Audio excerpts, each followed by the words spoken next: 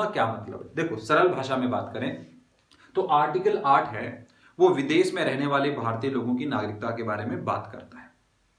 यह कहता है कि कोई व्यक्ति जो अविभाजित भारत में जन्मा हो या उसके माता पिता का जन्म हुआ हो या उसके ग्रैंड पेरेंट्स का यहां पर जन्म हुआ हो और साथ ही विदेश में रहते हुए उसने अपनी विदेश के अंदर भारत सरकार के जो डोमिनियन भारत के कार्यालय हैं वहां के काउंसलर या राजनायक से अपना पंजीकरण करवा ले।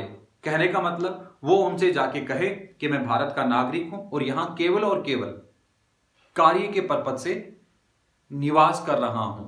बात समझ में आई? तो ऐसे व्यक्ति को आर्टिकल 8 के तहत, अनुच्छेद 8 के तहत भारत का नागरिक समझा जाएगा।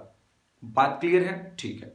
अब बात करते हैं आर्टिकल 9 के बारे में। देखो आर्टिकल 9 कहता है कि अगर किसी व्यक्ति ने अपनी इच्छा से, स्वेच्छा से किसी अन्य देश की नागरिकता को धारण कर लिया है तो उसे भारत का नागरिक नहीं समझा जाएगा।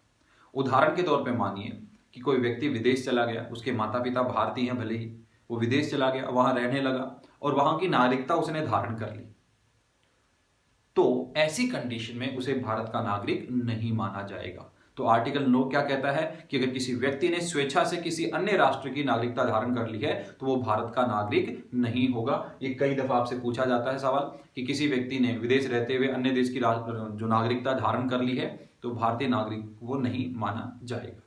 अब बात करते हैं आर्टिकल 10 के बारे में। आर्टिकल 10, अनुच्छेद 10 क्या कहता है कि नागरिकता के आधार का बना रहना, नागरिकता के अधिकार का बना रहना। देखो नागरिकता के अधिकार का बना रहने से क्या ताल्लुकात है?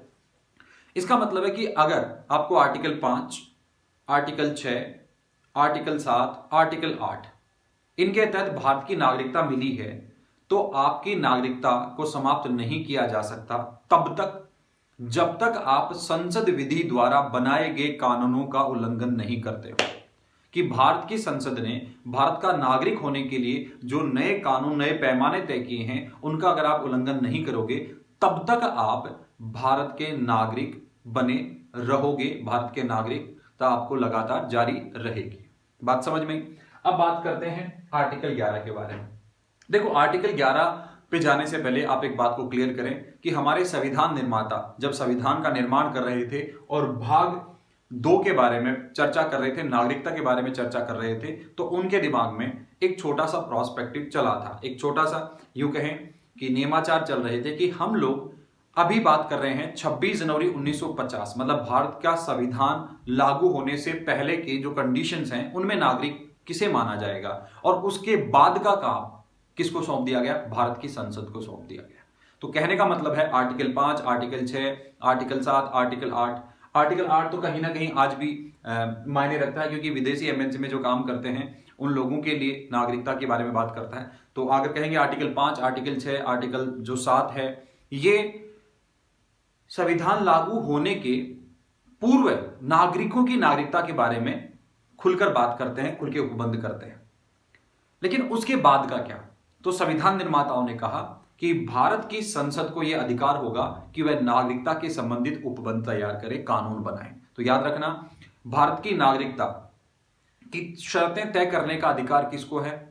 भारत की संसद को। और संसद के भी कौन से मंत्रालय को है? तो याद रखना, गृह मंत्रालय को, होम मिनिस्ट्री को यह पावर है कि वो सिटीजनशिप के लिए कानून तैयार करे, उपबंध तैयार करे, प्रोविजन तैयार करे। तो कानून बनाने का जो अधिकार है वो भारत की संसद को है। तो इसका मतलब यह है कि नागरिकता का अर्जन करना है तो आपको कौन बताएगा इसके लिए कानून? संसद के पास कानून बनाने का अधिकार होगा। किसी की नागरिकता समाप्त करने के जो निर्बंध तैयार किए गए वो कौन तैयार करेगा?